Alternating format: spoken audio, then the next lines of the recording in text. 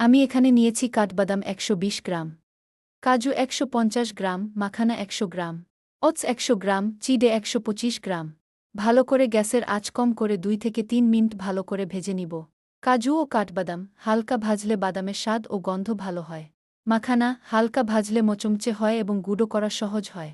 Oats ভাজলে সুন্দর সুগন্ধ আসে এবং স্বাদ আরও ভালো হয়।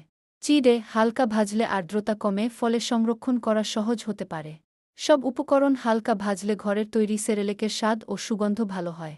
তারপর মিক্সিতে পেস্ট করে ছেঁকে নেব। ব্যাস রেডি হোম মেড সেরিলেক। কাজু ও কাঠবাদাম থেকে স্বাস্থ্যকর ফ্যাট, প্রোটিন ও কিছু ভিটামিন মিনারেল পায়। মাখানায় আছে ফাইবার আর শক্তি। চিড়ে সহজে হজম হয় আর শরীরে শক্তি যোগায়। আর ওটসে আছে ফাইবার, যা পেট ভরা রাখতে সাহায্য করে। এই হোমমেড সেরেলাক বাচ্চার পেট ভরার পাশাপাশি বাচ্চার শক্তি, প্রোটিন, ভালো ফ্যাট ও কিছু ফাইবার পায়।